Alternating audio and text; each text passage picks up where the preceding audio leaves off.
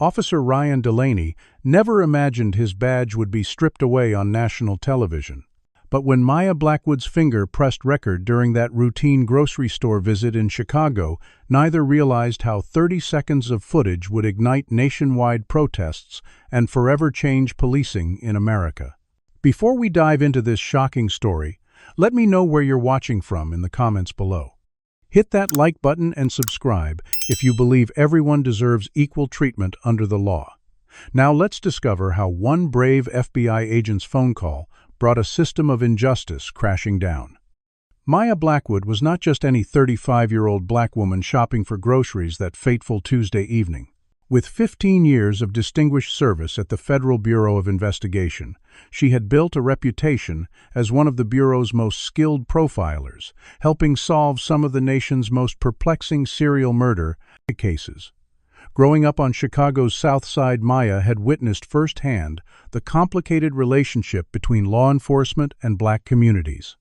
Her father, Jonathan Blackwood, had been one of the city's first black police lieutenants back in the 1980s, instilling in her a deep respect for the badge while never sugarcoating the systemic issues that plagued departments nationwide.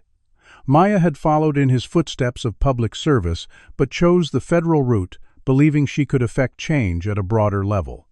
Her career was stellar by any metric. 6 commendations for valor's successful resolution of 84% of her assigned cases, and a recent nomination for a position at Quantico training new agents. She lived in a modest but comfortable condo in Hyde Park, preferring to remain connected to the community rather than isolate herself in wealthier neighborhoods.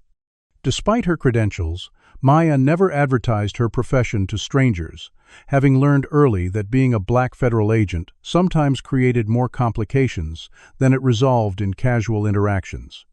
That particular evening, she had stopped at Lakeview Grocers on her way home from the Chicago field office, still dressed in her professional attire, navy pantsuit, cream blouse, and practical 2-inch heels, though her badge and service weapon were secured in her cross-body bag rather than displayed. On the other side of the city, that same evening, Officer Ryan Delaney was beginning his shift at the 18th Precinct, adjusting his crisp uniform in the locker room mirror. At 24 years old, Delaney was just 6 months out of the academy, eager to make his mark on the force. Raised in the predominantly white suburb of Naperville by parents who rarely interacted with people of color, Ryan had grown up absorbing subtle biases that shaped his worldview in ways he never consciously recognized. His father, a successful insurance executive, had pushed Ryan toward business school, but the young man had been drawn to law enforcement by the action-packed police dramas he'd watched religiously throughout his teens. The reality of policing had proven far less glamorous than television had promised, mostly traffic violations, domestic disturbances, and paperwork. Lots of paperwork.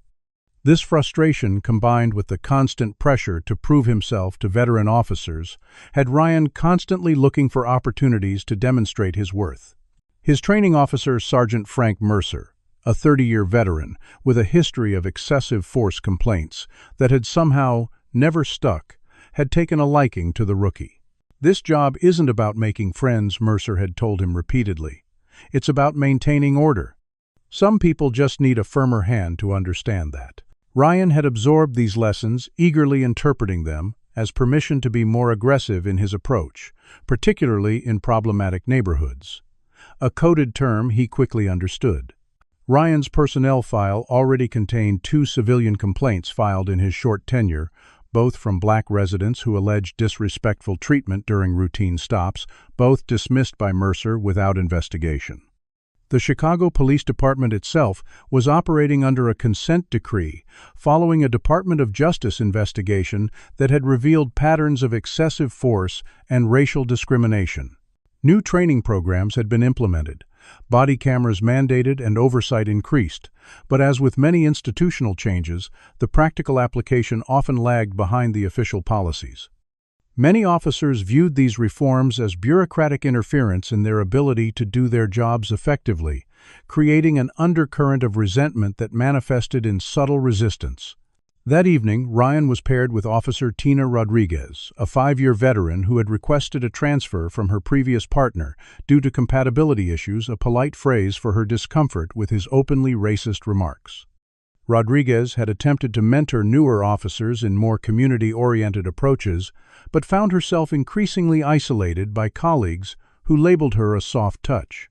She had learned to choose her battles carefully, often staying quiet when she should have spoken up a compromise that weighed heavily on her conscience.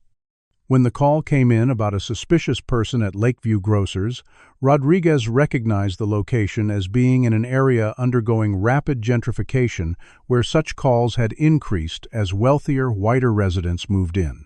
She suggested they respond calmly, noting that such calls often stemmed from racial profiling by newer residents uncomfortable with the neighborhood's diversity.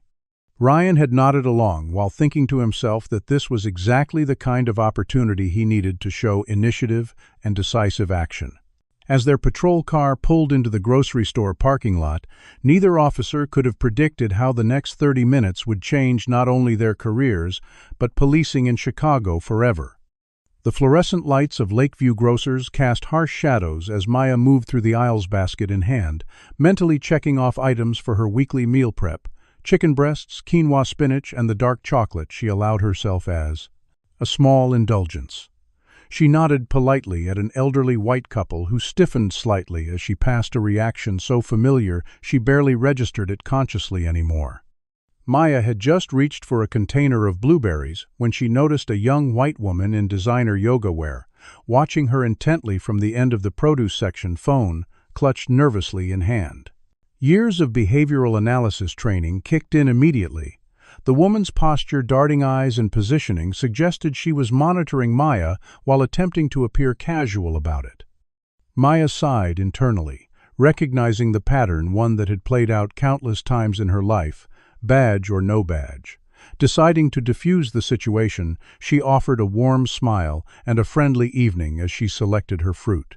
The woman startled, mumbled something inaudible, and quickly moved away, tapping rapidly on her phone.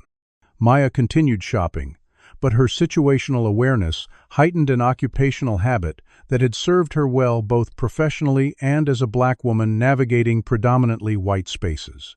8 minutes later, as Maya examined nutrition labels on pasta sauce, the store's atmosphere shifted.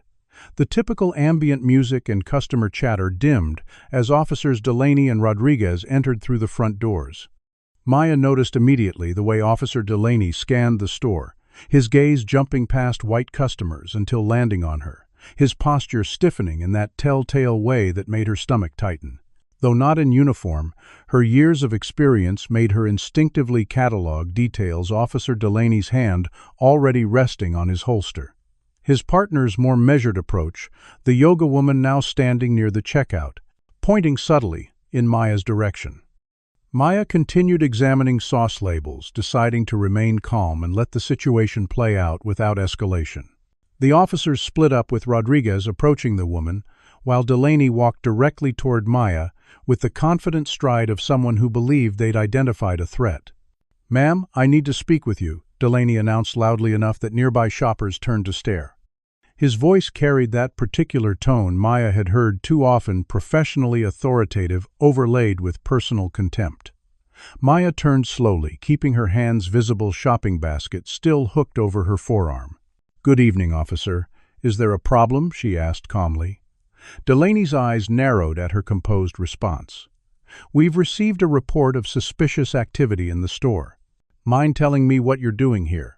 The emphasis on "your" wasn't subtle. Maya maintained steady eye contact. "I'm shopping for groceries, officer. Just picking up some items for dinner." She gestured slightly toward her half-filled basket. "Can I ask what suspicious activity was reported?" Delaney's jaw tightened. "Ma'am, I'll ask the questions. Can I see some identification?"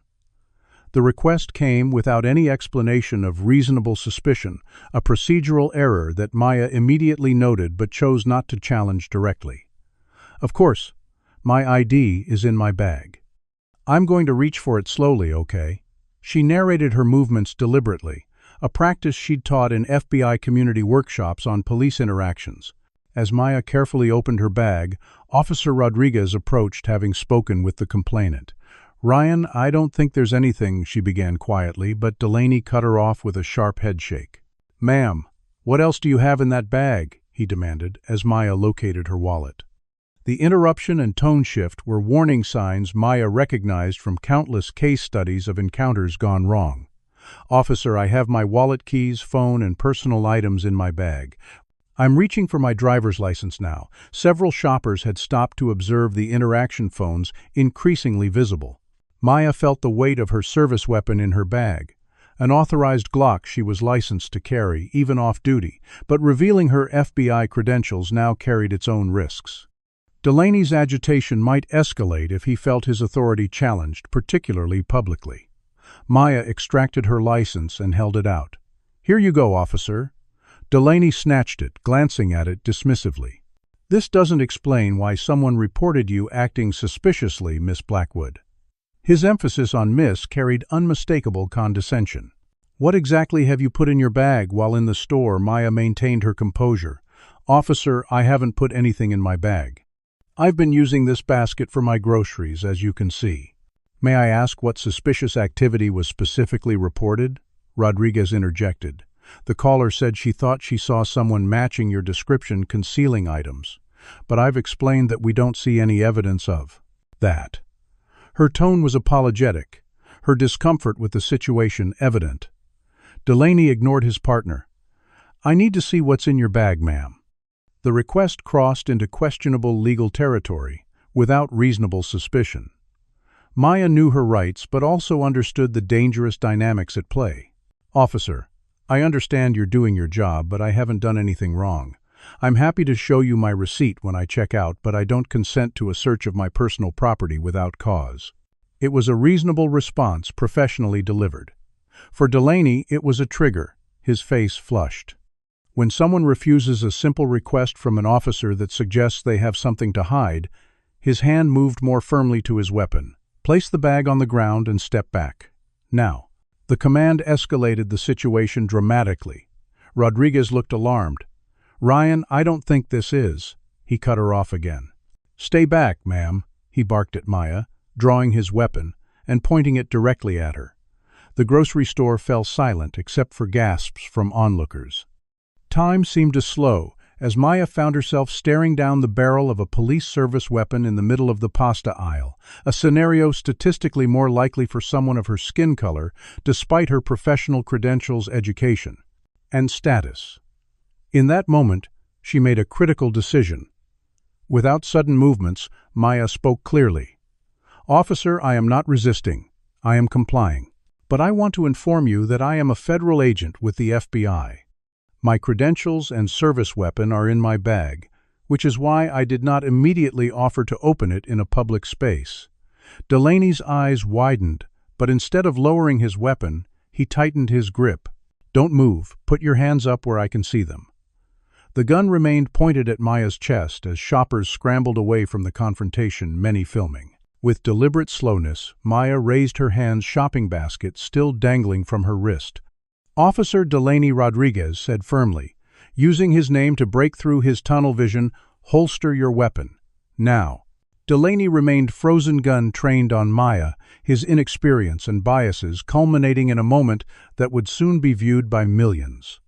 As phones recorded from multiple angles, Maya spoke with remarkable steadiness. "Officer, I am going to use my right index finger to press the emergency call button on my phone. It will dial my direct supervisor at the FBI Chicago field office. I'm telling you this so you don't misinterpret my movement." Before Delaney could respond, she slowly pressed the button on her phone, visible in her bag's side pocket. Within seconds, the speaker activated, and an authoritative voice echoed through the suddenly silent grocery store. Assistant Director Parker speaking. "Agent Blackwood, what's your situation?" The power dynamic shifted instantly. Maya Blackwood was no longer just another black woman being racially profiled in a grocery store. She was a federal agent being held at gunpoint by a rookie cop, as dozens of cameras captured every second. Sir, I'm currently at Lakeview Grocers on North Lincoln Avenue with Chicago PD officers badge numbers 8732 and 6441. Officer 8732 is currently pointing his service weapon at me following a report of suspicious activity. I've identified myself as federal law enforcement, but the situation has not de-escalated. Maya's calm procedural report contrasted sharply with the chaos around her. Officer Delaney frozen in place with his gun still drawn. Officer Rodriguez repeatedly ordering him to holster his weapon shoppers pressed against shelves with phones recording and store employees frantically calling management. Through the phone, Assistant Director Parker's voice carried the weight of federal authority. "Is this officer aware of your credentials?" Maya kept her hands visible, maintaining eye contact with Delaney. "I've verbally identified myself, sir, but haven't been permitted to present my credentials." The silence in the store magnified Parker's response. "Put me on speaker with the officers immediately." Maya tilted her head toward her bag. "Sir, I'm already on speaker." Everyone in the vicinity can hear this conversation. Parker's tone shifted to something harder, more official. "This is Assistant Director James Parker of the FBI Chicago Field Office. I am directly ordering any law enforcement officer pointing a weapon at Special Agent Maya Blackwood to stand down immediately. This is now a federal matter."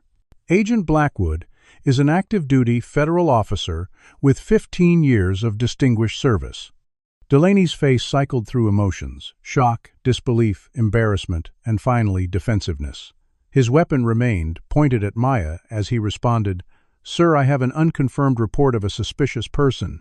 "Until I verify," Parker cut him off. "Officer, what is your name and badge number?" The question was pointed official. "Officer Ryan Delaney, badge 8732, he replied automatically. Police training kicking in. "Officer Delaney, I am informing you that you are currently pointing a weapon at a federal law enforcement officer in good standing. If you do not holster your weapon in the next 5 seconds, I will personally ensure federal charges of assaulting a federal officer are filed against you." 5, 4. The countdown was unnecessary. Officer Rodriguez stepped forward and physically placed her hand on Delaney's arm, forcing it downward. "Weapon holstered, sir," she reported crisply into the phone, taking control of the situation as Delaney seemed unable to process what was happening. The immediate danger had passed, but the crisis was far from over. "Thank you," Officer Parker responded. "Please identify yourself." Rodriguez straightened. "Officer Tina Rodriguez, badge 6441 18th Precinct." Parker's tone softened slightly. "Officer Rodriguez, I appreciate your intervention. I'm dispatching FBI personnel to your location now. Please ensure Agent Blackwood's safety until they arrive. I expect your full cooperation in our investigation of this incident." Rodriguez nodded, though Parker couldn't see it. "Understood, sir."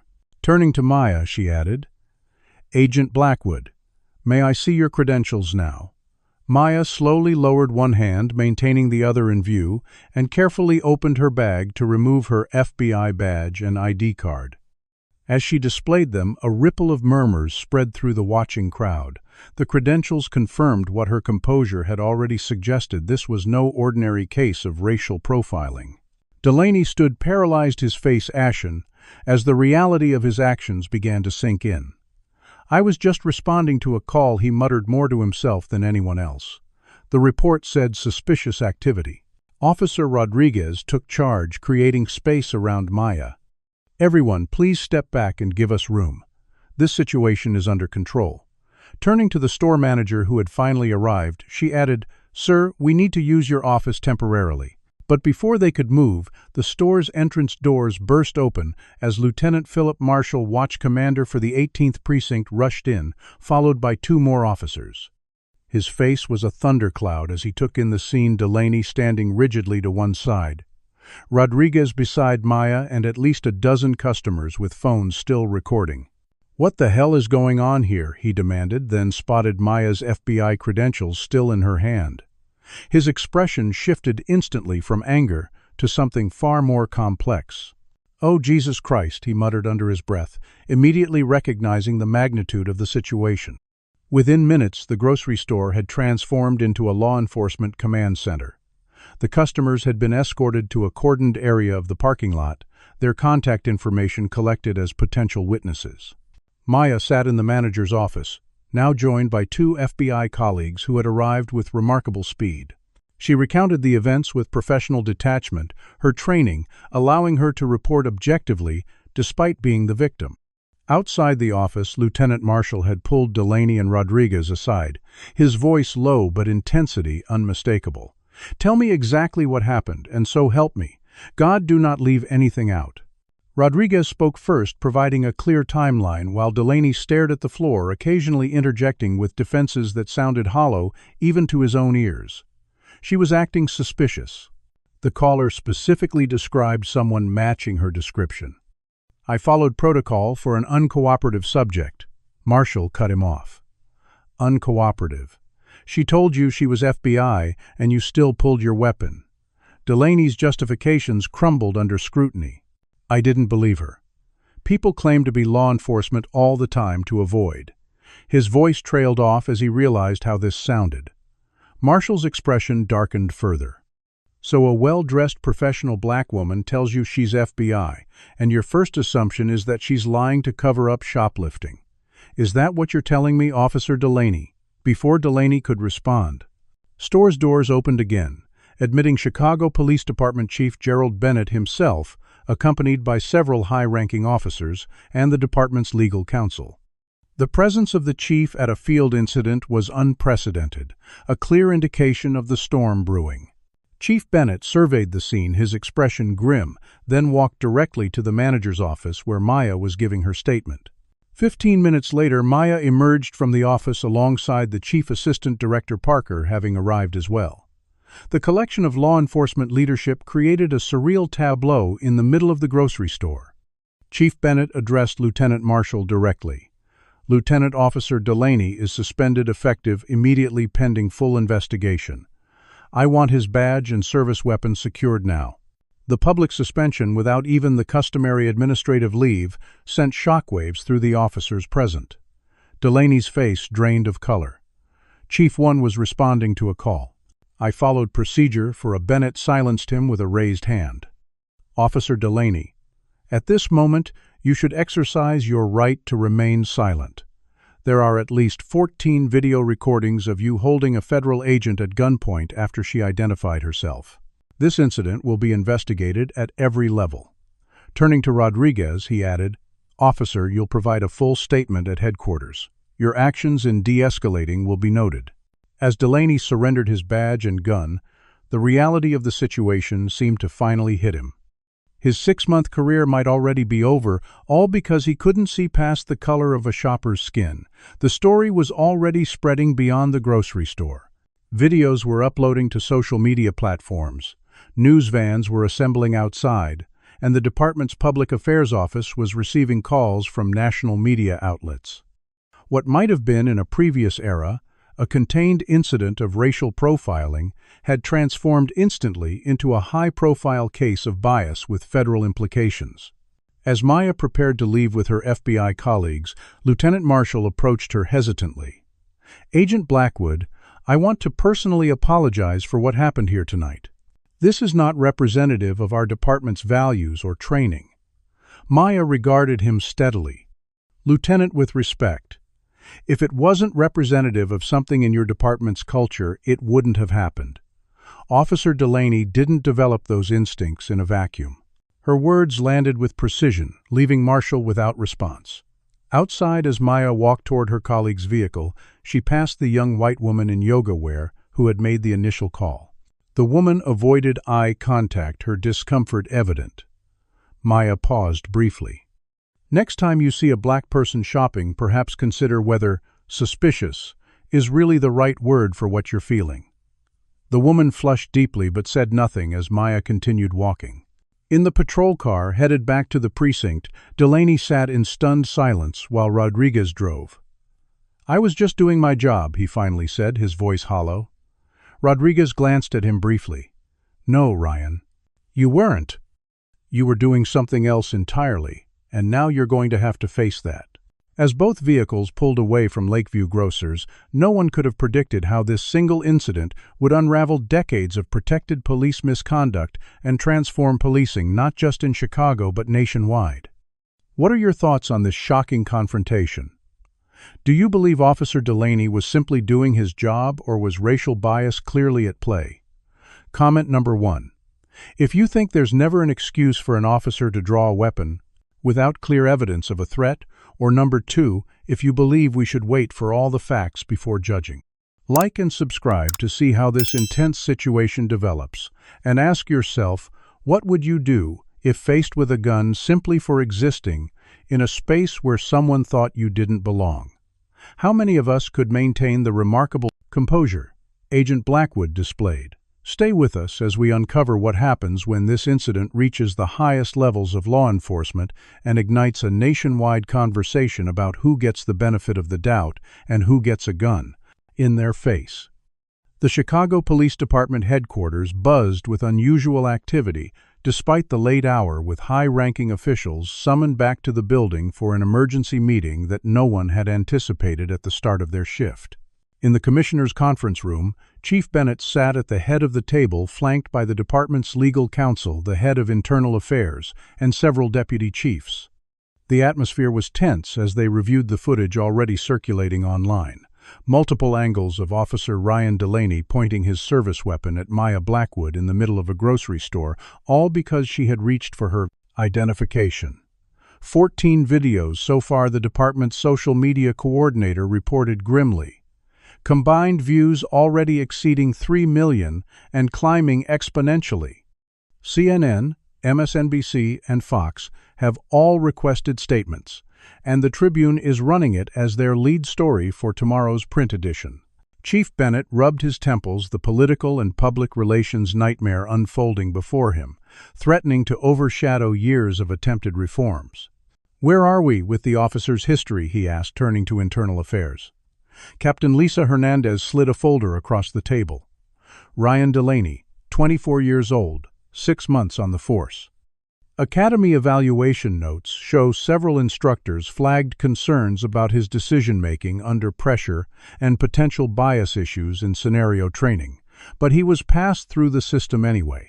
In his short time on patrol, he's had 2 prior complaints filed against him, both from black citizens alleging disrespectful treatment and unnecessary escalation. Both complaints were dismissed by his supervisor, Sergeant Frank Mercer, without formal investigation. The chief's expression darkened. "Mercer, why am I not surprised?" He turned to his deputy. "I want Mercer's complete supervisory record on my desk tomorrow morning. Every complaint he's buried, every evaluation he's rubber-stamped. This stops now." Across town at the FBI Chicago field office, a parallel meeting was taking place with Assistant Director Parker Maya Blackwood and several senior agents. Unlike the police headquarters, the tone here was measured but resolute. Maya sat composed in her chair, having changed from her grocery-splattered clothes into a fresh suit kept at the office for emergencies. Agent Blackwood Parker began.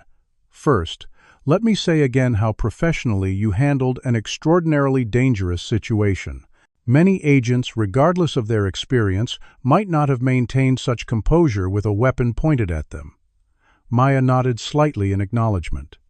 "The recordings of the incident are clear, and the violation of your civil rights and the threat to a federal agent are both actionable offenses.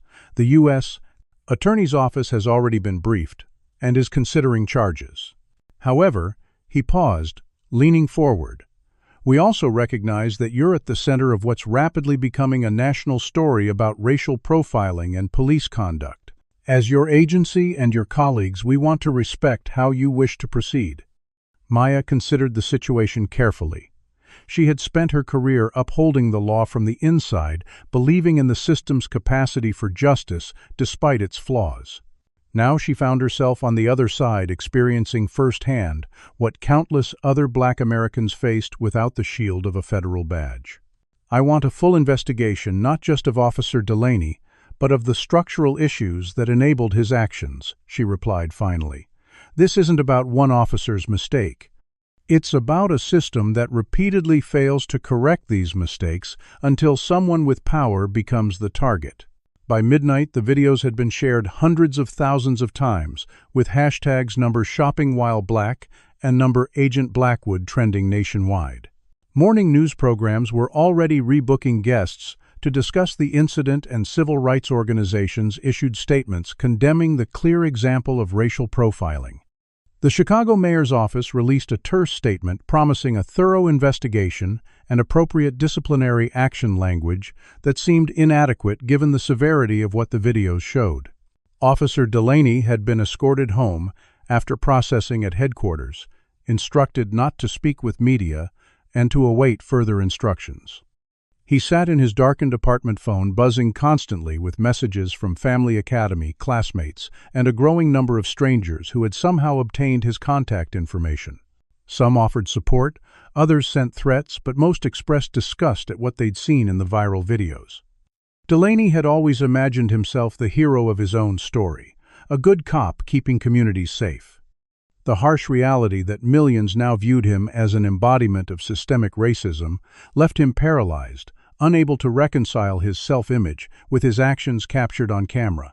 At 6 o'clock the following morning, Maya Blackwood stood in her home preparing for a day unlike any in her career. Her phone had been ringing since the incident, texts from family checking on her, welfare calls from college friends who'd recognized her in the videos, and messages from black law enforcement officers across the country expressing solidarity. Most surprising were the interview requests from major networks and publications, all wanting to hear directly from the FBI agent who had remained so composed with a gun pointed at her chest. She had declined them all, for now preferring to let the investigation proceed without media interference. Her doorbell rang precisely at 6:30, the agreed-upon time for her FBI security detail to arrive.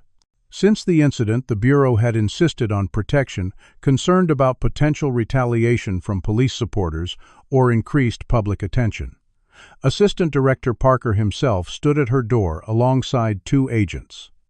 "We've got a direct request from the Director," Parker informed her as they walked to the waiting SUV. "He wants to speak with you personally this morning." During the ride downtown, Maya watched Chicago awakening outside the tinted windows, the city unaware that this ordinary Wednesday would mark the beginning of a seismic shift in its law enforcement culture. The Chicago Police Union had already issued a statement cautioning against rush to judgment and reminding the public about the split-second decisions officers must make for public safety. Standard language that rang particularly hollow, given the clear video evidence in this case. Meanwhile, at Lakeview Grocers, a small crowd had gathered, a mix of community members, activists, and curious onlookers. Handmade signs read, "Shopping while black is not a crime," and "Who polices?" The police local news crews interviewed witnesses from the previous night, many still visibly shaken by what they had witnessed. One elderly white woman who had been shopping told reporters through tears, "I've lived in this neighborhood 40 years, and I've never seen anything like it. That poor woman wasn't doing anything wrong. Nothing at all." By noon, the story had reached the White House, with the press secretary fielding questions about the incident and the president's response to what many were calling a textbook example of racial profiling. The president has been briefed on the situation involving a federal agent in Chicago. While he respects the need for local authorities to conduct their investigation, he finds the footage deeply disturbing and has directed the Attorney General to monitor the situation closely, the press secretary stated carefully. At Chicago Police Headquarters, Officer Tina Rodriguez sat in an interview room with internal affairs investigators, providing her account of the incident for the 3rd time that day. Unlike many officers in similar situations, she didn't attempt to protect her partner or minimize his actions. Officer Delaney escalated the situation unnecessarily. From the beginning, she stated firmly. The call itself was questionable, a report of suspicious behavior with no specific criminal activity described. When we arrived, he immediately focused on Agent Blackwood, despite there being several customers in the store. When she identified herself as federal law enforcement, he should have immediately de-escalated. Instead, he drew his weapon, creating a danger to everyone present. The investigators exchanged glances unused to such candor from an officer about a colleague. "Why do you think he responded that way?" one asked. Rodriguez didn't hesitate. because she was a black woman in a gentrifying neighborhood, and he didn't believe someone who looked like her could possibly be a federal agent. I've observed similar judgment patterns from him on previous calls, though never this extreme. Her testimony would prove crucial in the days ahead, breaking the traditional blue wall of silence that often protected officers from accountability. By late afternoon, a very different scene was unfolding at the home of the woman who had made the initial call to police. Sarah Winters, 32, had not gone to her marketing job that day, instead hiding in her apartment as her social media accounts filled with angry messages from people who had identified her from the store videos. A news van was parked outside her building, hoping for a statement. Her call theirs. A suspicious black woman who seems to be putting items in her bag had sparked the chain of events, and many online commentators were holding her equally responsible for what followed. Winters had spent the morning deleting her social media profiles and calling in sick to work, horrified that her face was being shared alongside Delaney's as an example of everyday racism. She had never considered herself racist. She had black colleagues she was friendly with, had posted black squares on Instagram during previous racial justice movements, and considered herself progressive. Yet she could not honestly answer why she had found Maya's presence in the upscale grocery store suspicious when nothing in her behavior had warranted such a description. As evening approached, Maya Blackwood sat in a secure conference room at the FBI field office, finishing a video call with the FBI director, who had personally assured her of the Bureau's complete support. Agent Blackwood, you have the full resources of the FBI behind you, both as our agent and as a citizen whose rights were violated, the director had told her. While we respect your wishes to let local authorities handle Officer Delaney's case, we will be opening a broader civil rights investigation into patterns and practices at the Chicago PD. Your incident appears to be symptomatic of larger systemic issues that warrant federal review. As the call ended, Maya felt the weight of unexpected responsibility settling on her shoulders. She had never sought to be the face of a movement, but her unique position as both a law enforcement officer and a victim of law enforcement bias placed her at a powerful intersection. Her phone buzzed with a text from her mother. "Baby, are you sure you're okay? I keep watching that video and thinking about all the times I told you to be careful around police. Never thought I'd have to worry about that with you wearing a badge, too." The message struck at something deep within Maya, crystallizing her resolve. This wasn't just about one incident or one officer. It was about dismantling a system where her mother still feared for her safety despite her federal credentials.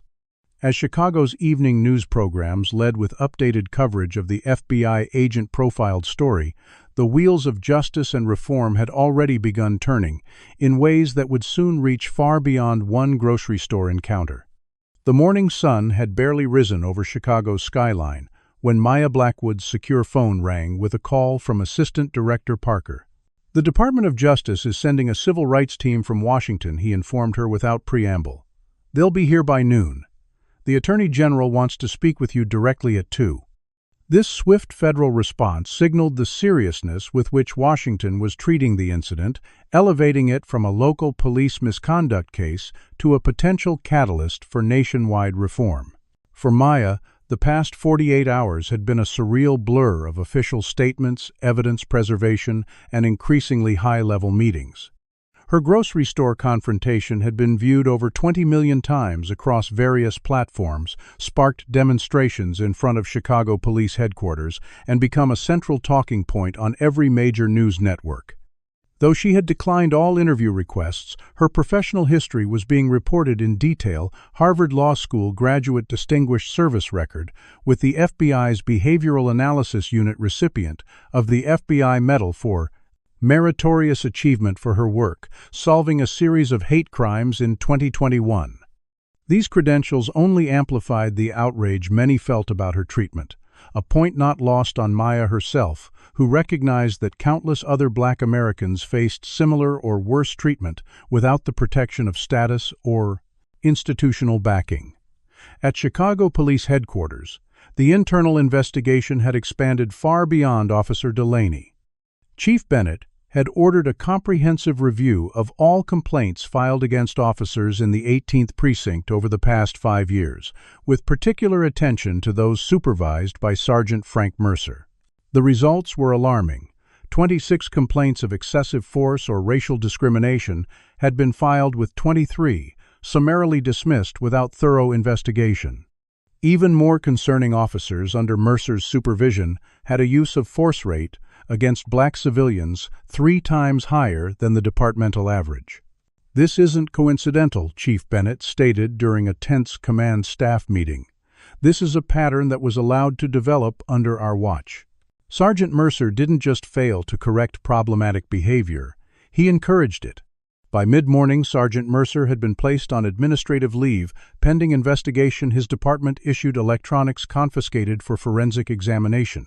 The department's technical team had already made a disturbing discovery: text messages between Mercer and several officers, including Delaney, contained explicitly racist language, mockery of diversity training requirements, and what appeared to be coaching on how to justify use of force against minority suspects.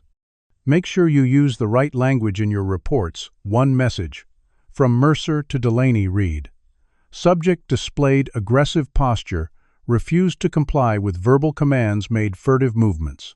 They can't question your perception of threat." These messages, now part of the official investigation file, shattered any notion that Delaney had simply made an isolated mistake in judgment. At 11:30, Maya arrived at the Federal Building in downtown Chicago, escorted by her security detail through a side entrance to avoid the press assembled out front. The Justice Department team awaited her in a secure conference room. Assistant Attorney General for Civil Rights Caroline Washington, 3 senior trial attorneys, and 2 FBI liaisons from Washington headquarters. Agent Blackwood Washington greeted her with a firm handshake. "First, let me say personally that what happened to you was inexcusable, and the Attorney General is committed to a thorough investigation. Beyond your individual case, we believe this incident may provide grounds for a pattern or practice investigation under 34 U.S.C. Section 12601. Maya recognized the statutory reference, the law allowing federal authorities to investigate police departments for systematic constitutional violations. Such investigations typically took months or years to initiate, making this rapid response unprecedented. "I appreciate the department's engagement," Maya replied, "but I want to be clear about my position. I don't want special treatment because of my badge. What happened to me happens to black civilians across this country every day, usually without the benefit of 14 camera angles and an FBI assistant director on speed dial." Washington nodded gravely. "That's precisely why the AG has prioritized this case. Your unique position, as both a law enforcement officer and a victim of law enforcement misconduct, provides a powerful lens through which to examine these systemic issues. We've already subpoenaed 5 years of records from Chicago PD on use of force incidents, racial demographic data on stops and searches, and their complete disciplinary files." The scale of the federal response was impressive, but Maya remained pragmatic. "The Chicago PD has been under a consent decree since 2019. Clearly, that hasn't been sufficient to change the culture." One of the trial attorneys, Mark Leibowitz, leaned forward. "The difference this time is the irrefutable visual evidence and the public attention. Your incident demonstrates that existing reforms have been superficial at best. We're not looking at just another consent decree, we're considering structural overhauls with real enforcement mechanisms." As the meeting continued across town at the Chicago Police Academy, an emergency retraining session had been ordered for all officers, with particular focus on bias recognition and de-escalation techniques. The mood among attendees was mixed. Some officers genuinely troubled by Delaney's actions, others resentful of what they perceived as political theater at their expense. The instructor, a black lieutenant, with 20 years on the force, faced the crowded room directly. "What we witnessed on those videos was a failure at every level of training, supervision, and judgment. I know some of you are sitting there thinking this is an overreaction to one incident. It's not. It's a long overdue response to a pattern that's been ignored for decades." Meanwhile, Officer Tina Rodriguez had become an unexpected focal point in the department's investigation. Her forthright testimony about Delaney's behavior and Mercer's supervision had earned her praise from leadership but isolation from many fellow officers. That morning she had arrived at her locker to find the word rat scratched into the metal door, a clear message about breaking the unwritten code of silence. Rather than being intimidated, Rodriguez had photographed the vandalism, added it to her formal statement, and requested transfer to the department's newly empowered Professional Standards Division. "The blue wall of silence doesn't protect good policing," she told internal affairs investigators. "It protects misconduct, and I won't be part of that system any longer." By early afternoon, the Justice Department team had expanded their investigation to include the grocery store incident that triggered the confrontation. Sarah Winters, the woman who had made the call reporting Maya as suspicious, was interviewed at the federal building, visibly nervous as she recounted her actions. "I just had a feeling something wasn't right," she explained, struggling to articulate what specifically had concerned her about Maya's presence. When pressed by investigators to identify any actual suspicious behavior, Winters grew flustered. "She just seemed out of place. I mean, she was looking at items very carefully and—" Her voice trailed off as she recognized the implicit bias in her own thinking. The interview concluded with Winters signing a sworn statement acknowledging that she had observed no actual criminal behavior before making the call, a statement that would later feature prominently in sensitivity training programs nationwide. At 4 o'clock, a press conference was held at the Department of Justice in Washington, with the Attorney General himself addressing the nation. The incident in Chicago, involving a respected FBI agent, is a stark reminder that racial bias in policing affects Americans of all backgrounds, even those who have dedicated their lives to law enforcement. Today, I am announcing a comprehensive civil rights investigation into patterns and practices at the Chicago Police Department, focusing particularly on use of force protocols, training adequacy, and supervisory accountability. The announcement elevated what might have been a local disciplinary matter into a federal case study in policing reform. By early evening, the story had developed another dimension with the release of Officer Delaney's complete personnel file by an anonymous source within the department. The documents revealed that Delaney had been rejected by 3 other police departments before Chicago accepted him with psychological evaluations, noting rigid thinking patterns and difficulty accepting alternative viewpoints. More damning were his academy evaluations, where instructors had documented concerns about his us versus them mentality regarding community relations. These red flags had been consistently overridden by Sergeant Mercer, who had personally advocated for Delaney's placement in his district. The leaked documents sparked fresh questions about hiring standards and the influence of problematic supervisors in perpetuating departmental culture. As the day's developments were dissected on evening news programs, Maya Blackwood sat in her secured temporary apartment, watching the case unfold with professional detachment. The Bureau had relocated her for security after several concerning messages were posted online by police supporters angry about the federal investigation. Despite the personal disruption, Maya remained focused on the structural issues at stake. When her phone rang again, it was Assistant Director Parker with unexpected news. The White House called. "The President wants to meet with you tomorrow to discuss police reform initiatives." His staff emphasized that this would be a substantive policy conversation, not a photo opportunity. Maya considered the request carefully. As a career federal agent, she had always maintained political neutrality, focusing on law enforcement rather than policy advocacy. But this situation had thrust her into a unique position of influence, one that could potentially drive meaningful change. "I'll do it," she decided, "but I want to bring data, not just my personal experience." The Bureau's Civil Rights Unit has statistical analyses on racial disparities in policing that should inform this conversation. Parker agreed immediately. "I'll have the full package prepared tonight. The director has authorized you to speak candidly about our internal findings, even the ones we haven't published yet." This level of transparency was unusual, reflecting the Bureau's recognition of the moment's significance. That night, as Chicago experienced its largest police reform demonstration in years, with thousands gathering peacefully, in Federal Plaza Officer Ryan Delaney sat before his union-appointed attorney, reviewing options that all seemed equally bleak. "The department is building a termination case," the attorney explained bluntly. With the federal investigation, leaked texts and video evidence fighting this could result in criminal charges.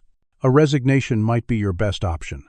Delaney stared at the table, the reality of his situation finally sinking in. "I didn't think I was doing anything wrong," he said quietly. "I was following what Mercer taught us." The attorney's expression remained unmoved. "The just following orders defense hasn't worked well historically, Officer Delaney. The question now is whether you want to be remembered as someone who took responsibility or someone who fought accountability every step of the way." As the night deepened, the various players in this unfolding drama each confronted their role in a system that had allowed such an incident to occur. Police leadership questioning their oversight failures, politicians calculating their responses, activists organizing sustained pressure campaigns, and ordinary citizens examining their own biases.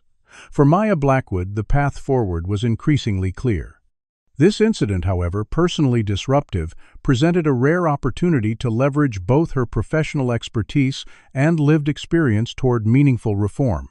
As she prepared her notes for the White House meeting, she focused not on punitive measures for individual officers, but on the structural changes needed to transform American policing from within, an approach that would soon distinguish her voice in the national conversation about race and law enforcement. Thousands of demonstrators filled Chicago's Grant Park on Saturday morning, 5 days after the incident at Lakeview Grocers. The crowd was remarkably diverse, spanning age, race, and socioeconomic backgrounds, united by signs bearing variations of justice for Agent Blackwood and end racial profiling now. What had begun as a local police misconduct case had rapidly evolved into a national movement with simultaneous demonstrations occurring in 37 cities across the country. The Chicago rally featured an unexpected speaker, Officer Tina Rodriguez, who had made the difficult decision to publicly break ranks with the traditional police solidarity. Standing before the crowd in civilian clothes, her voice amplified across the park. Rodriguez spoke with unmistakable conviction. "I took an oath to protect and serve all citizens equally. That oath doesn't include protecting officers who abuse their authority or remaining silent when I witness misconduct. Reform can't come only from outside pressure, it must also come from within our ranks." Her appearance sent shockwaves through the Chicago Police Department, where opinions about her actions ranged from courageous whistleblower to treasonous betrayal. By midday, the hashtag #Officer Rodriguez was trending alongside #Agent Blackwood, creating a narrative of two women from different law enforcement agencies united in the pursuit of accountability. Meanwhile, at a considerably smaller gathering outside police union headquarters, approximately 200 supporters of Officer Delaney had assembled, many carrying thin blue line flags and signs reading "Back the Blue" and "Split Second." Decisions. The counter-protest featured several retired officers speaking in defense of Delaney, framing him as a scapegoat for political appeasement. This young officer responded to a call and took steps to ensure public safety. Former Sergeant William Davidson told the crowd. Now he's being sacrificed to appease the mob and advance a political agenda against policing. This narrative found ready amplification on certain news channels and social media accounts, creating a parallel conversation that portrayed Delaney as a victim rather than perpetrator. The polarized public reaction reflected America's broader divisions regarding race and policing. Though polling indicated that 76% of Americans believed the officer's actions were unjustified, with support for Delaney largely concentrated among particular demographic and political groups. At her temporary residence, Maya Blackwood monitored these developments with professional interest while preparing for her Monday testimony before the House Judiciary Committee. The congressional hearing, hastily organized in response to the national attention, would give her the opportunity to address systemic issues beyond her individual experience. Her preparation was interrupted by a call from an unexpected source, Chicago Mayor Regina Williams. Agent Blackwood, the mayor, began formally. "I wanted to personally apologize for what you experienced in our city. While I can't comment on the ongoing investigation, I want you to know that your case has created urgency for reforms we've been attempting to implement for years." Maya appreciated the gesture, but remained focused on concrete actions. Thank you, Madam Mayor. I'm curious about the status of the body camera compliance program that was mandated in the consent decree but remains only partially implemented 3 years later. The question was pointed, referencing the fact that full department-wide camera implementation had been repeatedly delayed due to budget constraints, a decision that reflected priority choices rather than true financial limitations. The mayor paused before responding. You've clearly done your homework. You'll be pleased to know that I've just signed an executive order reallocating $15 million from next year's police equipment budget to complete the camera program immediately. Sometimes it takes an incident like yours to break through bureaucratic inertia. While Maya's case was driving policy changes, Officer Delaney was experiencing the personal collapse of his life and career. His girlfriend of 3 years had moved out of their shared apartment, unable to reconcile her social justice values with his actions captured on video. His parents in suburban Naperville had disconnected their home phone after receiving threatening calls. Most devastating was the email he received from the police academy's athletic director, informing him that his participation in the annual charity basketball tournament benefiting inner-city youth was no longer appropriate given current circumstances. The isolation Delaney felt reflected the unprecedented nature of his situation in previous police misconduct cases. Officers typically maintained support networks within the department and community, regardless of evidence. But the incontrovertible video footage and federal involvement had made Delaney toxic even to many traditional police defenders. By Sunday evening, the professional and personal pressure led him to an important decision. Against his union attorney's advice, Delaney contacted the department's Internal Affairs Division and offered his resignation effective immediately. I can't defend what I did, and I don't want the department to suffer further because of my actions, he wrote in his resignation letter. My training failed me, but ultimately I failed myself and the community I swore to protect. The resignation, which would become public the following morning, would not end the investigations into his conduct, but would be interpreted by many as an admission of wrongdoing and the first step toward accountability. Monday morning brought Maya's congressional testimony broadcast live on every major network and streaming platform. Seated before the House Judiciary Committee, she presented a compelling figure, professionally attired, composed, and articulate as she recounted her experience. Unlike many congressional witnesses who relied on emotional appeals, Maya approached her testimony with the precision of the trained investigator. She was presenting data alongside personal experience. What happened to me was not an isolated incident, she explained to the committee.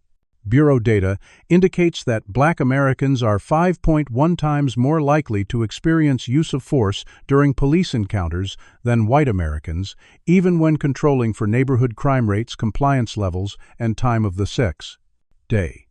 This disparity cannot be explained by individual officer animus alone. It represents systemic failures in training, supervision, and accountability. The committee members' questions reflected the partisan divide on policing issues, with some focusing on support for law enforcement broadly, while others addressed specific reform proposals. Throughout, Maya maintained her dual perspective as both law enforcement professional and Black American. We don't need to choose between supporting police and demanding accountability, she stated, in response to a particularly pointed question. In fact, true accountability strengthens public trust, making police work both safer and more effective. Every officer I know wants problematic colleagues removed from service. They endanger everyone, including other officers. Her testimony concluded with specific recommendations. Full implementation of body cameras, with automatic activation protocols, civilian oversight boards, with subpoena power revised training, emphasizing de-escalation and federal standards for use of force reporting.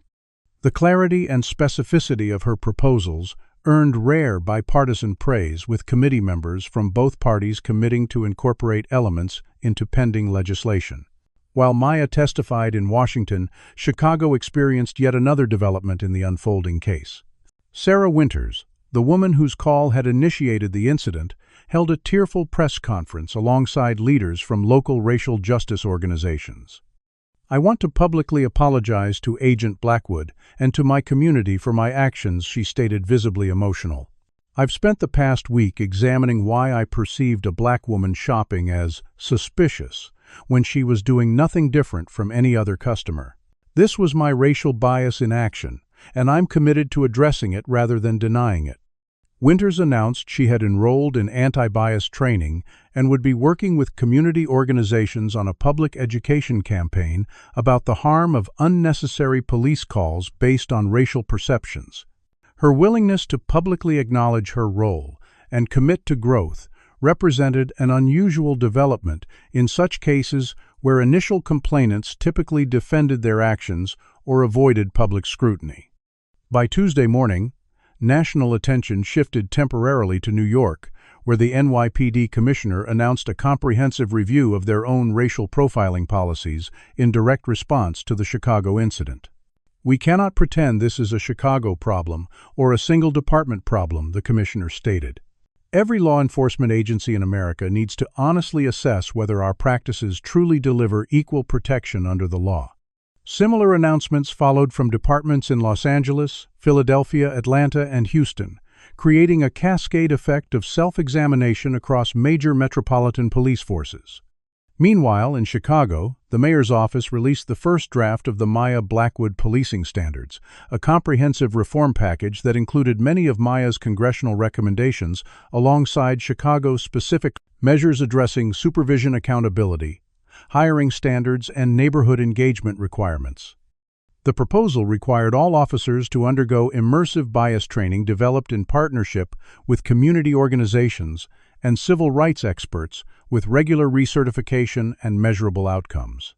Most controversially, it created a direct path for terminating officers who accumulated multiple complaints, regardless of whether those complaints were individually sustained. A measure designed to identify problematic patterns even when individual incidents lacked conclusive evidence. The police union immediately announced opposition to the standards, setting up a political battle that would dominate local politics for months. Throughout this intense public discourse, Maya Blackwood maintained remarkable professionalism, neither seeking the spotlight nor avoiding the responsibility her unique position entailed. When asked by a reporter how she felt about reforms bearing her name, she redirected attention to the broader issues. "These aren't my standards, they're the standards our Constitution already requires. Equal protection under the law isn't an aspiration, it's a mandate.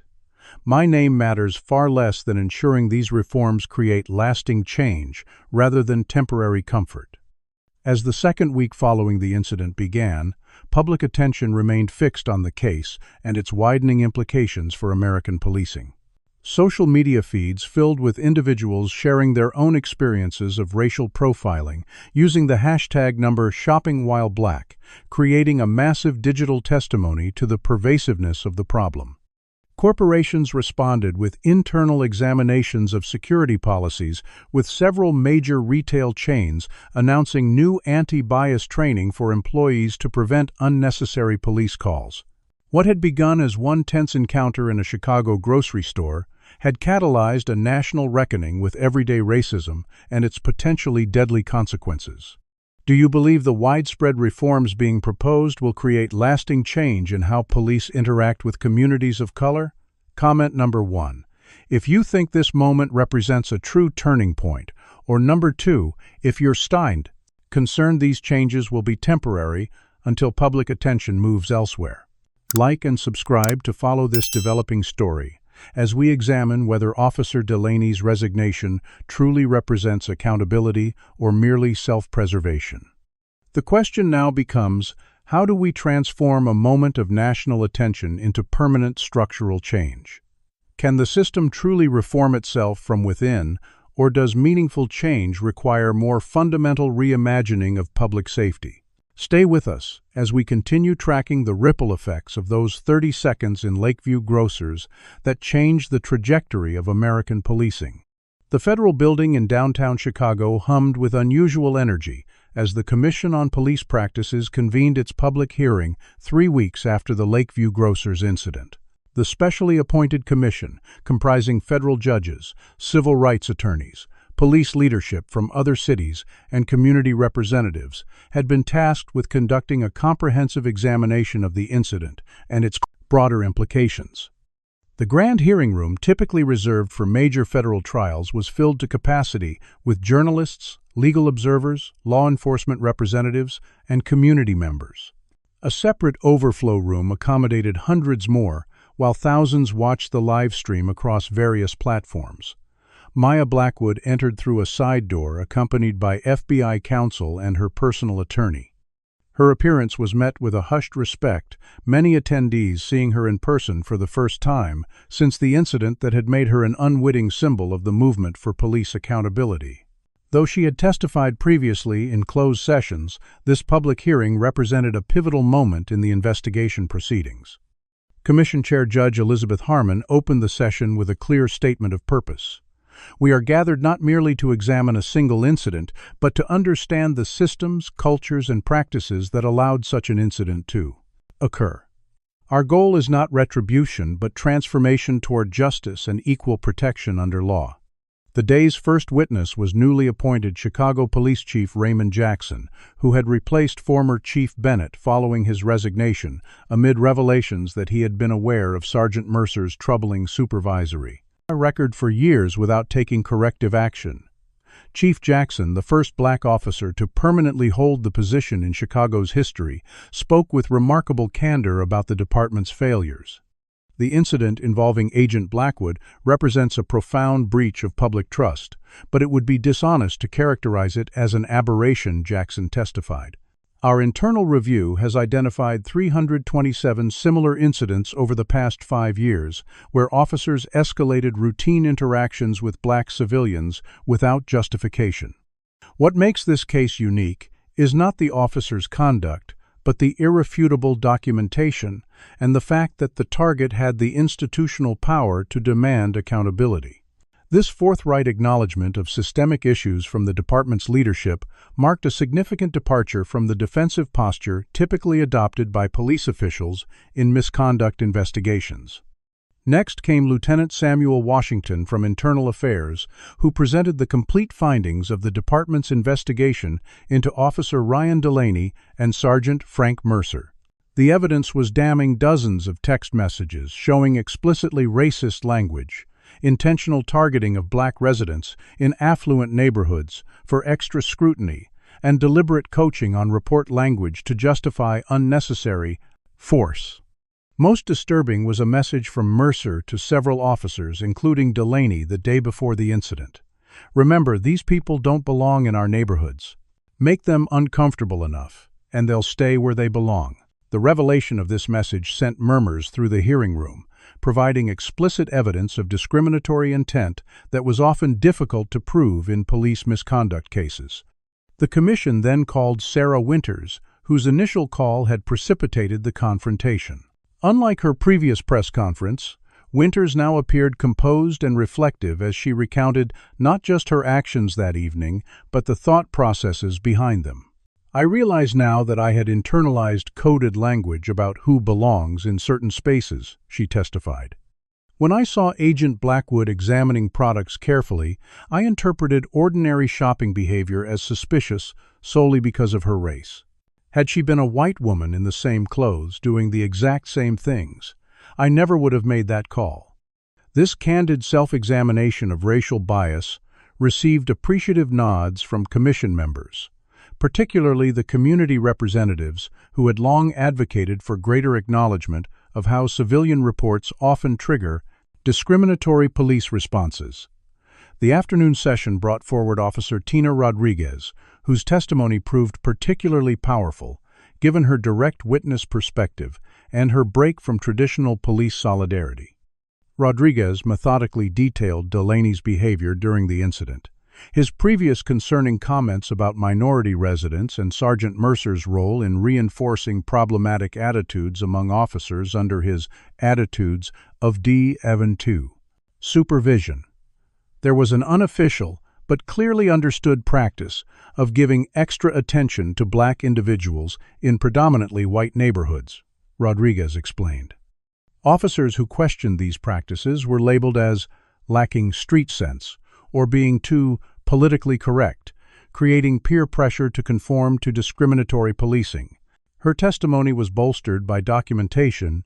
She had maintained independently a journal of concerning incidents and comments she had witnessed over her 5-year career, with dates, times, and specific language recorded. This contemporaneous documentation provided crucial support for patterns that might otherwise have been dismissed as isolated recollections. The commission then presented a surprise witness, Daniel Cooper, a former Chicago police officer who had resigned 3 years earlier after reporting Sergeant Mercer for racist conduct, only to face retaliation that effectively ended his career.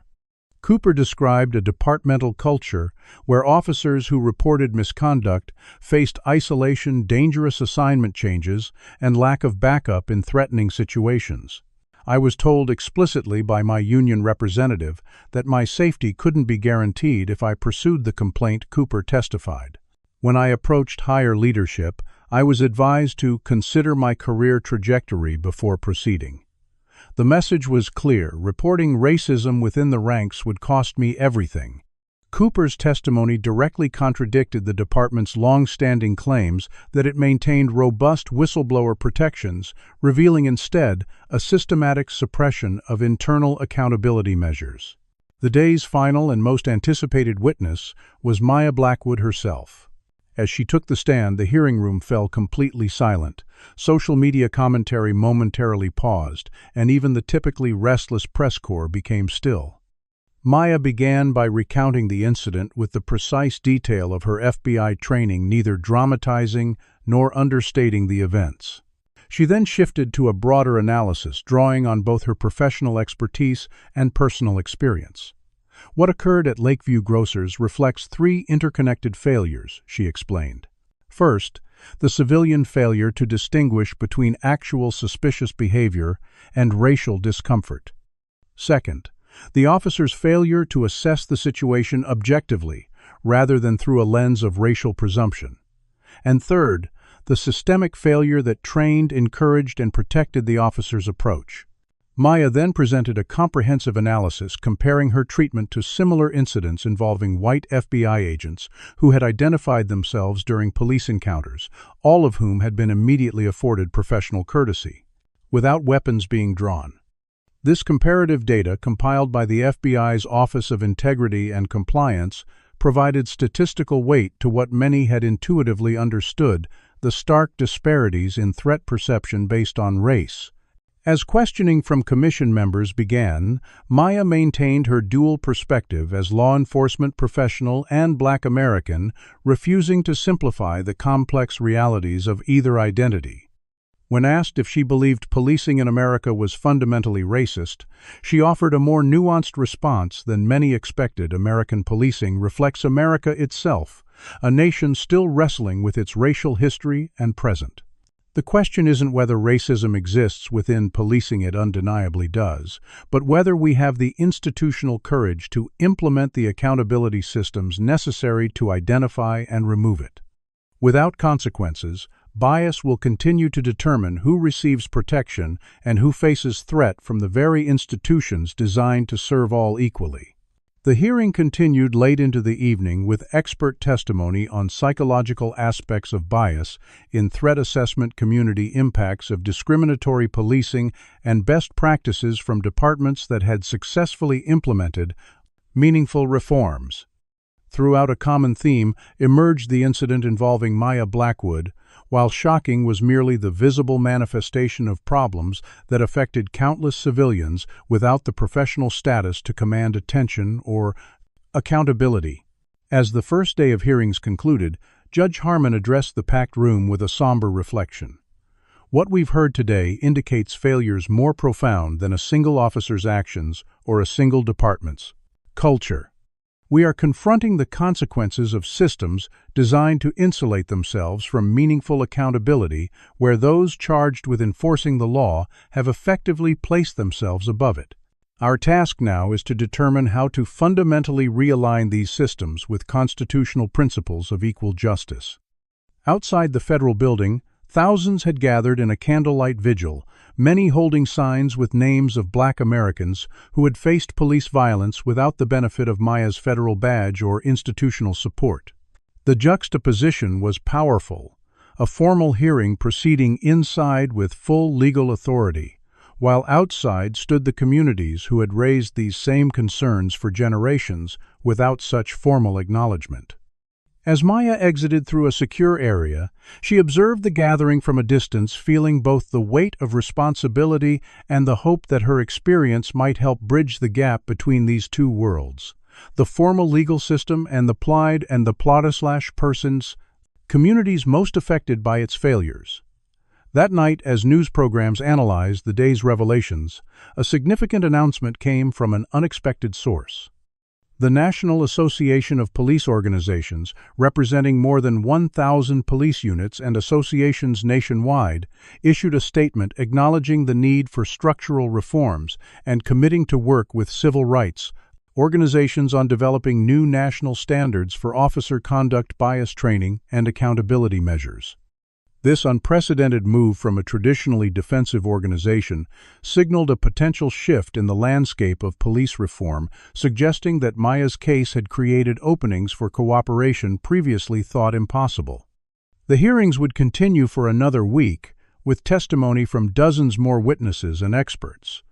But the first day had already established the framework for what many would later describe as a watershed moment in American policing, the point at which denying systemic problems became untenable and the real work of transformation could finally begin. 8 weeks after the incident at Lakeview Grocers, Chicago Mayor Regina Williams stood at a podium in City Hall's Grand Chamber, surrounded by an unlikely coalition community activists, police reform advocates, faith leaders, and to City Hall's Grand Chamber surrounded by an unlikely coalition community activists. Representatives from the police department's newly established Office of Constitutional Policing. Before them lay the final version of the Blackwood Standards for Equitable Policing, a 38-page document that would fundamentally transform how the Chicago Police Department operated. Today marks not the end of a journey, but its true beginning, Mayor Williams declared to the assembled crowd and cameras. These standards represent the most comprehensive police reform package implemented in any major American city, developed through honest confrontation with our failures and genuine collaboration with communities who have borne the brunt of those failures. The standards included several groundbreaking provisions. First, a complete overhaul of the department's early intervention system with mandatory review triggered after just 2 civilian complaints rather than the previous threshold of 10. Second, a civilian oversight board with genuine power, not merely advisory capacity but actual authority to review complaints, recommend disciplinary action, and access all departmental records without restriction. Third, a fundamental restructuring of training focused on de-escalation bias recognition and community engagement with required annual recertification. Fourth, and perhaps most revolutionary, a hiring framework that actively recruited from historically over-policed neighborhoods, creating pathways for community members to become officers in their own communities. Standing to the side of the main platform, Maya Blackwood observed the proceedings with measured optimism. In the weeks following the commission hearings, she had worked closely with both the Justice Department and Chicago officials to ensure the reforms weren't merely cosmetic changes, but substantive restructuring of power and accountability. The final package reflected her insistence on measurable outcomes and enforcement mechanisms, elements often missing from previous reform efforts. As the ceremony concluded, Maya slipped out a side door, avoiding the press gathered in the main hallway. Though her name had become synonymous with the reform movement, she had consistently redirected attention from her individual case to the broader systemic issues, refusing the spotlight even as it persistently found her. Her FBI colleagues had come to admire this approach, recognizing that her effectiveness stemmed precisely from her focus on institutional change rather than personal vindication. Across town, in a federal courtroom closed to the public, former officer Ryan Delaney sat beside his attorney as prosecutors from the Justice Department's Civil Rights Division presented their case for federal charges. The proceedings had been sealed at the request of both prosecution and defense, though the charges had been made public civil rights violations under color of law, a serious federal offense carrying penalties up to 10 years. Imprisonment. Delaney looked markedly different from the confident young officer seen in the grocery store videos. His face-drawn shoulders, hunched eyes, rarely meeting those of others in the courtroom. The prosecution's case was methodical, presenting not just the video evidence, but the broader context of Delaney's training, the departmental culture that had shaped his approach, and the text messages revealing discriminatory intent. His attorney had pursued an unusual strategy, acknowledging Delaney's actions were wrong, while arguing that he was himself a victim of inadequate training and toxic supervision, essentially a product of a system that had failed both him and the community he was supposed to serve. This approach represented a significant departure from the typical defense in police misconduct cases, which generally denied wrongdoing entirely. The sentencing hearing concluded with an unexpected moment. Delaney, against his attorney's advice, requested permission to address the court directly. "Your Honor," he began, voice unsteady, "I won't ask for leniency or make excuses. What I did was wrong, fundamentally wrong. I allowed myself to be shaped by a culture that dehumanized certain community members and called it public safety. I betrayed my oath to protect and serve by becoming exactly what people fear most, someone with power and authority acting on bias rather than facts." He paused, visibly emotional. "Whatever sentence you impose, I accept it. But I want the record to show that I recognize the harm I caused, not just to Agent Blackwood, but to public trust in law enforcement. That harm can't be undone with words, only with accountability." The judge, a veteran of the federal bench known for his exacting standards, studied Delaney carefully before delivering a nuanced sentence: 1 year in federal custody, followed by 3 years of supervised release, during which Delaney would be required to work with police academies across the country, sharing his experience as a cautionary lesson in bias recognition and the consequences of discriminatory policing. The sentence reflected the judge's assessment that greater social benefit would come from Delaney's example than from extended incarceration, though many in the community would later debate whether the punishment truly fit the severity of the offense.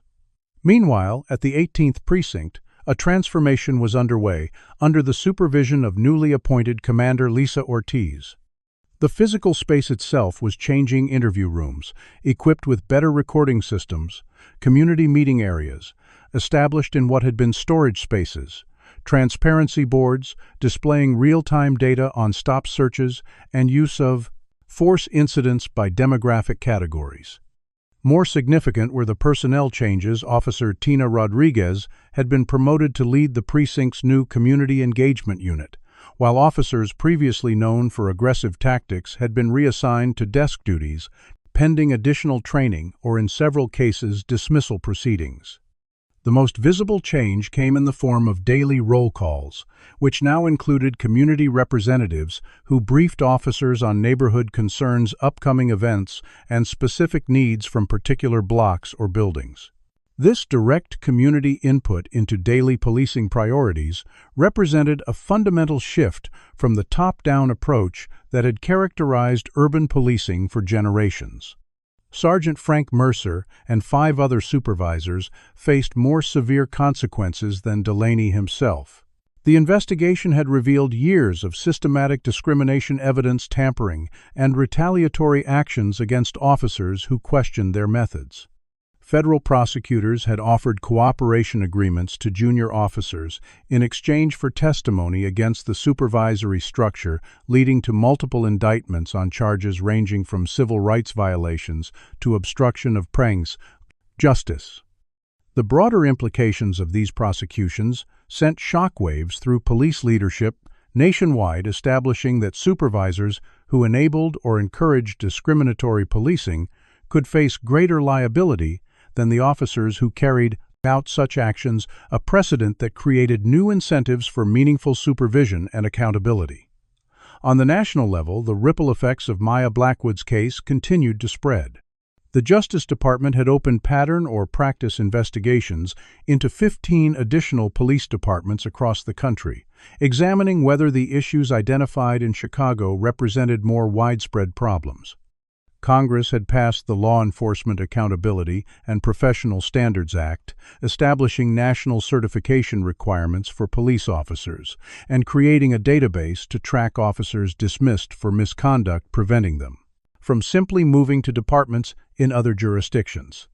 Most significantly, police unions nationwide were reassessing their traditional opposition to accountability measures, with several major unions acknowledging that protecting officers who engaged in misconduct ultimately damaged the profession's standing and safety. 3 months after the incident, Maya Blackwood returned to active duty at the FBI's Chicago field office. Though offered prestigious positions at headquarters, she had chosen to remain in the field, believing her most valuable work could be done in direct engagement with local law enforcement. The Bureau had created a new specialized unit under her leadership, focused on providing technical assistance to departments implementing bias reduction and accountability systems. The assignment recognized Maya's unique ability to bridge perspectives across law enforcement, civil rights organizations, and communities affected by discriminatory policing. On a personal level, Maya had found unexpected meaning in an experience she never would have chosen. The hundreds of letters she received weekly spoke to the impact of her composed response under threat officers writing, to thank her for demonstrating a better path forward. Black Americans sharing their own experiences of racial profiling, parents describing how they used her example in teaching their children about dignity under pressure. While maintaining her privacy, Maya had selected several community organizations for ongoing partnership, working particularly with youth in neighborhoods experiencing high levels of police presence. "My badge didn't protect me in that grocery store," she told a group of teenagers during a community dialogue session. "But it did give me a platform afterward that most people don't have." Real change happens when everyone's experience is treated with the same seriousness, regardless of title or position. This perspective insight, rather than bitterness, transformation, rather than retribution, defined Maya's approach to her unexpected role as a catalyst for change. By autumn, Chicago was showing measurable improvements under the new standards. Complaints against officers had declined 32%, unnecessary arrests had dropped by 47%, while community satisfaction with police interactions had increased significantly in quarterly surveys. Other cities implementing similar reforms were seeing comparable results, challenging the persistent narrative that accountability and effective policing were somehow in opposition. During a national police leadership conference, the new Chicago Police Chief Jackson shared data demonstrating that reform departments were experiencing improved officer safety alongside better community relations as public cooperation, with police increased when trust was restored. For the first time, empirical evidence was shifting the conversation from ideological positions to outcome-based assessment, the beginning of a more evidence-driven approach to public safety. The transformation remained fragile, dependent on sustained political will, continued community engagement, and cultural change within departments.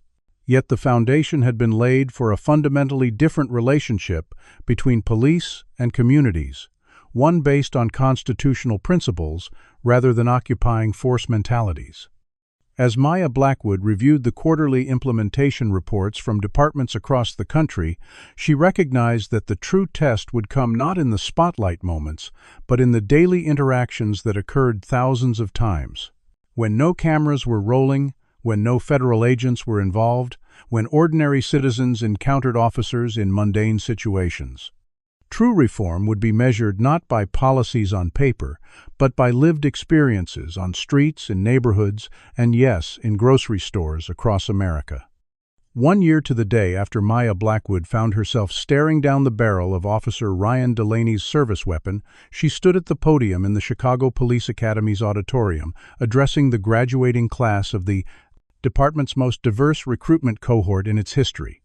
The room bore little resemblance to the academy of previous years. Instead of walls adorned with militaristic imagery and stern-faced former chiefs, The space now featured community engagement photos, constitutional principles in bold graphics, and a prominent display of departmental performance metrics, transparently tracking everything from response times to demographic data on stops and arrests.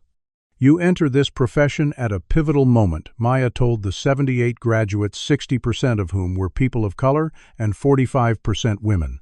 "You have the opportunity to define what American policing becomes in this century, not through grand gestures or heroic moments, but through thousands of daily interactions where you choose to see the humanity in every person you encounter." The transformation of the Chicago Police Department had exceeded even the most optimistic projections. Under the Blackwood standards, now adopted by 137 departments nationwide, complaints against officers had fallen by 56%, use of force incidents by 63%, and civilian injuries during police interactions by 78%. More surprising to traditional police leadership, officer injuries had also decreased significantly, challenging long-held beliefs that more aggressive tactics were necessary for officer safety. Most significantly, community surveys showed dramatic improvements in public trust and cooperation, with resulting increases in case clearance rates for serious crimes.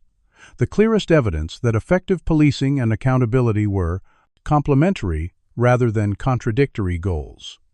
The journey to this point had not been without resistance. The initial implementation of reforms had faced significant pushback from entrenched interests within the department and police union.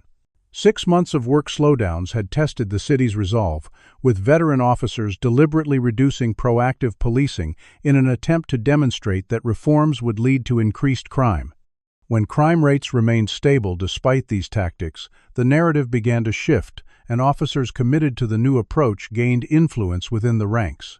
The graduating class before Maya represented this new generation officers who had chosen the profession specifically because of the reforms rather than despite them. Outside the academy, Chicago itself had been transformed by the ripple effects of that grocery store encounter. Sarah Winters, the woman whose call had initiated the incident, had become an unlikely advocate for examining racial bias in emergency calls, creating a community education program called Check Your Bias Before You Check Your Phone. The program, now implemented in neighborhood associations across the city, provided practical guidance for distinguishing between genuine public safety concerns and discomfort based on racial prejudice. Lakeview Grocer's site of the original incident had established the city's first community safety hub, a space within the store staffed by neighborhood peacekeepers, trained in conflict resolution, mental health, first aid, and community resources. The model proved so successful in reducing unnecessary police calls while addressing genuine community needs that major retailers nationwide began implementing similar approaches. For Ryan Delaney, the year had brought a profound personal reckoning. Following his 6-month federal sentence, he had fulfilled the court's requirement to speak at police academies about his experience, initially with reluctance, but gradually with increasing insight. His testimony about the subtle ways bias had shaped his perceptions and decision-making proved particularly valuable in training scenarios, helping cadets recognize how seemingly neutral policies could enable discriminatory outcomes. Though he would never wear a badge again, Delaney had found purpose in ensuring others didn't repeat his failures. Sergeant Frank Mercer and the other supervisors implicated in the subsequent investigation had faced more severe consequences. After trial and conviction on multiple civil rights charges, Mercer received an 8-year federal sentence, with the judge specifically noting the aggravating factor of his position of authority and systematic efforts to evade accountability. The prosecution of supervisory officers, rather than just line personnel, had sent shockwaves through police leadership nationwide, creating new incentives for meaningful oversight, rather than blind protection of subordinates. The most far-reaching impact came through federal legislation. The Justice in Policing Act, passed with bipartisan support 6 months after the incident, established national standards for police conduct, created a mandatory certification process for officers, and implemented a robust database to prevent officers dismissed for misconduct from being rehired in other jurisdictions. The legislation included substantial funding for departments implementing reforms, recognizing that meaningful change required resources for training, community engagement, and alternative response models. For Maya Blackwood personally, the year had brought both professional advancement and new challenges. The FBI had promoted her to lead a new civil rights enforcement division, focused on providing technical assistance to departments implementing reforms and investigating patterns of constitutional violations. The position allowed her to leverage both her law enforcement expertise and her lived experience as a Black woman navigating American society. She had testified before Congress, multiple times consulted with the President's Commission on Law Enforcement and Administration of Justice, and provided guidance to departments from Los Angeles to Boston. Despite these professional successes, Maya had also faced personal costs. Her privacy had been permanently compromised, with her face recognized everywhere she went. More concerning were the death threats that periodically emerged from extremist corners of the Internet, necessitating ongoing security measures that altered her daily life in subtle but persistent ways. Most painful was the knowledge that her case had received extraordinary attention, primarily because of her professional status, while countless similar incidents involving ordinary citizens continued to occur with little notice or accountability. Maya had used her platform to consistently highlight this disparity, ensuring that discussions of her case always included broader contextual understanding of systemic patterns. On this anniversary following the Academy graduation ceremony, Maya participated in a community roundtable that exemplified the new approach to public safety. Seated alongside the police chief, neighborhood advocates, mental health professionals, and city service coordinators, she engaged in a substantive discussion about addressing quality-of-life concerns through multifaceted approaches rather than purely enforcement mechanisms. The conversation represented a fundamental shift from the adversarial positioning that had characterized police-community relations for generations. What we're witnessing isn't simply reform of existing structures, Maya observed during the discussion. It's the creation of an entirely new paradigm for public safety, one that recognizes law enforcement as just one component of a complex ecosystem of community well-being. This philosophical reorientation toward seeing public safety as a shared responsibility rather than exclusively a police function had gained remarkable traction across political lines, with conservative and progressive communities alike implementing variations of this more holistic approach. As the anniversary day concluded, Maya visited Lakeview Grocers for the first time since the incident. The store manager recognized her, immediately warmly welcoming her and proudly showing her the community safety hub now operating near the entrance. As she walked the aisles selecting items for dinner, Maya reflected on the extraordinary journey from that moment when she'd found herself categorized as suspicious simply for existing in a particular space. The transformation that had followed from a personal trauma to institutional change to national movement represented the potential for America to honestly confront its racial history and present. While pushing her cart toward the checkout, Maya noticed a young Black woman shopping in the produce section, carefully examining avocados with the focused attention of someone planning a special meal. A white store employee approached, but instead of suspicious monitoring, he offered friendly assistance with selecting the ripest options.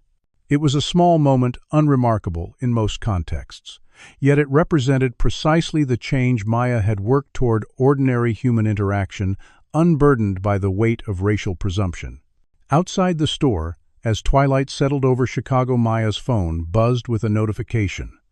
The Justice Department had just announced a landmark settlement with the largest police department yet to adopt the Blackwood standards. The agreement included not just policy changes, but substantial financial compensation for communities most affected by discriminatory policing over the previous decade, acknowledging that reform required both forward-looking change and accountability for past harms. As she drove home, Maya passed a community park where officers from the local precinct were participating in a neighborhood basketball game, their patrol cars parked alongside blue lights, creating a festive rather than threatening atmosphere. Children ran between the court and an ice cream truck comfortable in the officer's presence in ways that would have been unimaginable in many neighborhoods just a year earlier. This scene, a mundane interaction between police and community, characterized by mutual respect rather than tension or fear, represented the true measure of progress more significant than any legislation or policy document. Maya Blackwood had never sought to become the catalyst for a transformation in American policing. That role had been thrust upon her through 30 seconds of video that exposed patterns long visible to communities, but often invisible to those with power to create change. Yet she had embraced the responsibility that came with her unique position, ensuring that her individual experience served the larger cause of justice and equal protection under law. As streetlights illuminated the city around her, Maya recognized that the journey remained unfinished. Bias, inequality, and resistance to change persisted in systems built upon centuries of racial hierarchy. Yet the path forward was clearer than ever before, illuminated by data, community wisdom, and the shared commitment of a growing coalition spanning ideological and demographic divisions. The transformation begun in a grocery store confrontation had revealed not just what was broken in American policing, but what was possible when that brokenness was honestly confronted.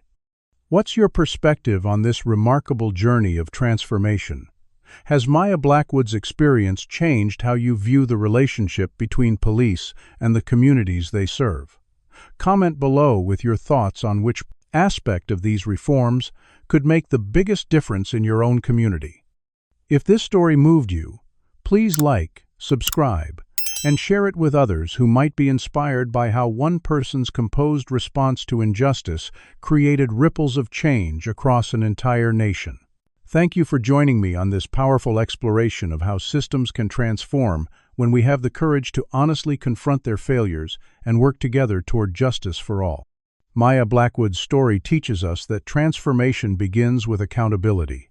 When systems fail, it's often because we've normalized injustice until it becomes invisible to those with the power to change it. Her experience illuminates how racial bias operates not just through individual actions, but through institutional structures that enable, protect, and perpetuate discrimination. True change requires honesty about these failures, and the courage to dismantle systems rather than merely reform their edges. The most profound lesson is that justice isn't achieved through a single victory or policy change, but through persistent reimagining of what public safety means for all communities. Maya's composed response under threat demonstrated dignity that transcended the moment, transforming personal trauma into systemic accountability. We learn that authority without accountability inevitably corrupts, while transparency creates trust between communities and those sworn to protect them. Perhaps most importantly, this story reveals that change is possible when we refuse to accept that current realities are inevitable. By focusing on measurable outcomes rather than intentions, creating genuine consequences for misconduct, and centering the experiences of those most affected, we can build systems that truly deliver on the promise of equal protection under law. What changes do you think are most urgently needed in policing within your own community? Have you ever witnessed or experienced racial profiling, and how did it impact your view of law enforcement? Comment below and share your perspective on whether technology like body cameras truly increases accountability, or if deeper structural changes are necessary. If Maya's story resonated with you, please hit that like button to help others find this important conversation. Subscribe to our channel for more stories that explore systemic injustice and the brave individuals working to transform broken systems. And if you believe these discussions need to reach more people, share this video with friends and family members who might benefit from understanding how racial bias affects real lives every day. Thank you for engaging with this difficult but necessary topic. Remember, meaningful change begins when we have the courage to see injustice clearly and the commitment to address its root causes rather than just its symptoms.